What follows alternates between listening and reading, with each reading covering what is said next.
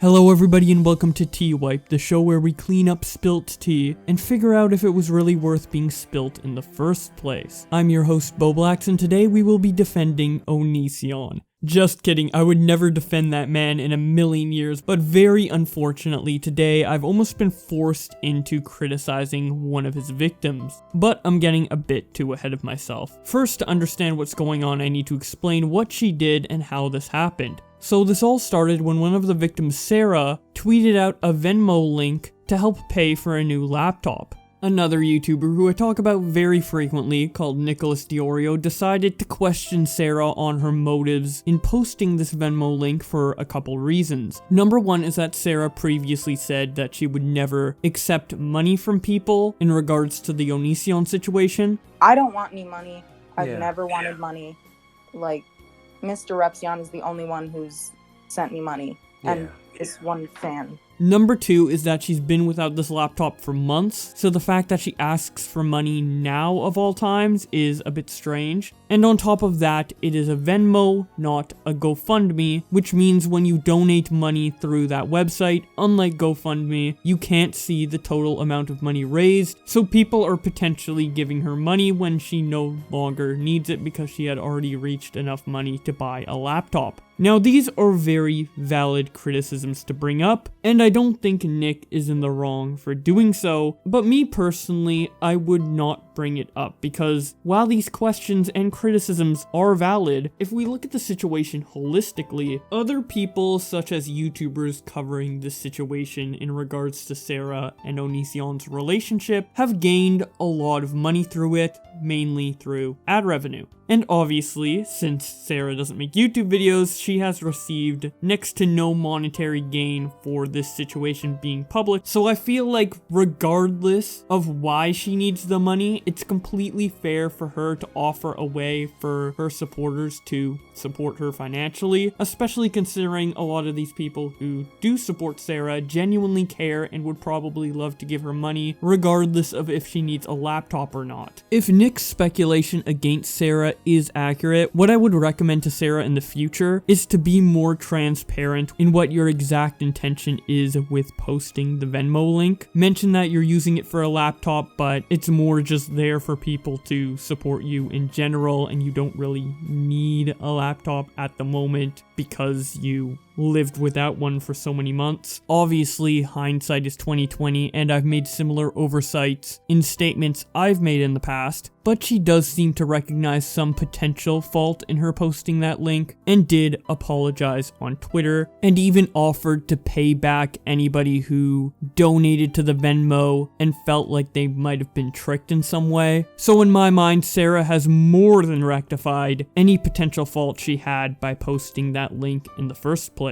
So you may be wondering, why did I bring this up and what did this Onision victim do to warrant me creating this video? Well, today we actually aren't criticizing Sarah. We're criticizing a different Onision victim called Shiloh, who ended up responding to Nicholas Diorio's criticism of Sarah by publicly claiming that he's a doxer and a predator. Now, I personally know Nicholas Diorio, and I know for a fact he is neither of those things, so spoiler alert, if the title already didn't give it away, I am on Nick's side for this one. But I'm going to give Shiloh a bit of the benefit of the doubt, and assume that this was just a mistake and not malicious intent. So with that in mind, let's speculate why she actually thought Nicholas Diorio was a doxer and a predator, despite him being neither of these things. So Shiloh tweets out, "Please report Nicholas Diorio, releasing private DMs and encouraging doxing of a 19-year-old girl. Hashtag deplatform predators." Since most people know Nicholas Diorio is not a doxer or a predator, people continuously asked Shiloh on Twitter to provide evidence, but the only thing she ended up tweeting as a follow-up to the original tweet is a post that says,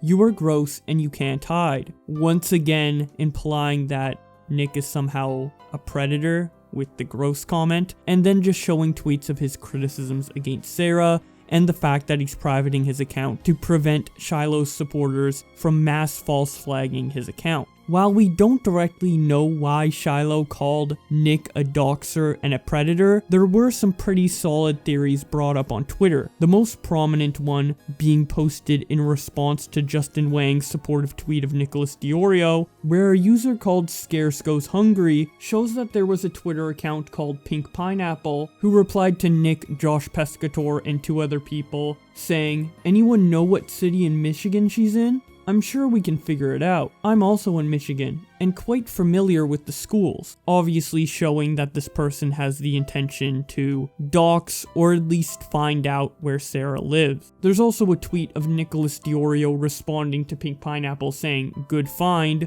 but this wasn't in response to the previous tweet I just showed, but instead in response to the clip I showed earlier of Sarah saying that she wouldn't accept money from people. Nicholas proved this was the case when he tweeted out, "The good find" was in reply to the woman who found the clip of Sarah talking about not taking money. If it was part of the other chain, it would be adding way more people than just her.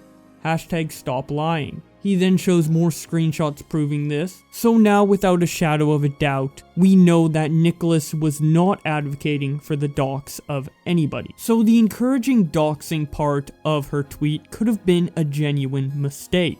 Now let's cover the second lie, which is her calling Nicholas Diorio a predator. Now the only way I could see this being a mistake is the fact that hashtag deplatform predators is a hashtag that is frequently used alongside any tweet talking negatively of Onision, and is pretty much the unofficial name of the movement against Onision. So she could have just been referring to the movement with that hashtag, but the fact that she started off the tweet asking people to report Nick, it does heavily imply that she is talking about Nick when she says hashtag deplatform predators. It's up to you to decide what you think she meant with this, but either way, it does not look good in the slightest, and at the very least, Shiloh should apologize to Nicholas Diorio, not only for getting the doxing part of her statement wrong, but also heavily implying that Nicholas is a predator when that is very, very far from the case. Unfortunately, with her tweets preceding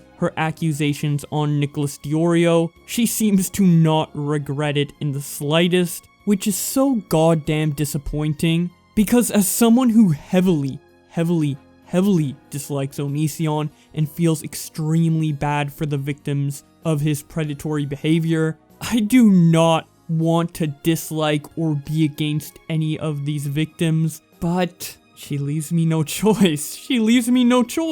She's comfortable with lying about people, whether it's intentional or a mistake, and sticking by that wholeheartedly, and I just can't support that. Obviously, the preferable alternative here would be to criticize Nick without calling him a doxer or a predator or any other label just as inaccurate. You can defend your friend and a fellow victim without resorting to such outrageous claims as calling someone a predator without solid proof. And I'm very disappointed that Shiloh did not take this approach, and that I had to speak out against a victim of Onision, because honestly, I don't want to do that. The focus here should be on Onision and the horrible things he's done, but when blatant lies like this are brought to the table, it just distracts from the main issue. And if anything, gives Onision ammo and the ability to say that these victims are liars, which if he does decide to say that, he's not exactly wrong. Although I doubt that would make too much of a difference, since most people already know that Onision is a piece of shit through other things he has done. But still, even giving him the chance to do that, it's just like,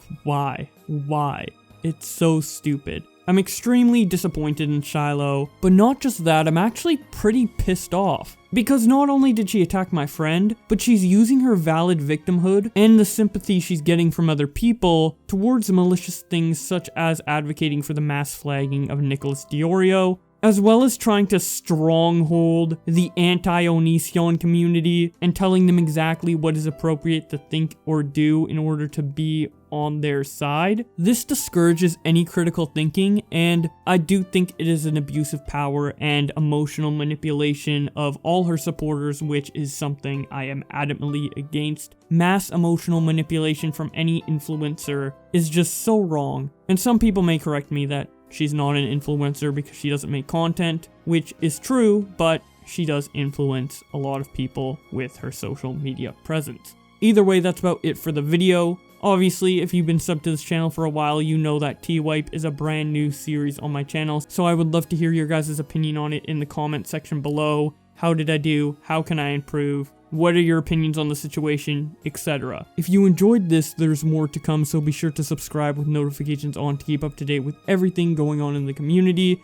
as well as follow my Twitter for some more immediate, real-time updates. Thank you so much to my channel members for supporting the channel, in particular Josh Pescator, who has donated $30 a month. He has a pretty cool news channel. I recommend you check it out. With all that being said, thank you guys so much for watching, and I will see you in another video.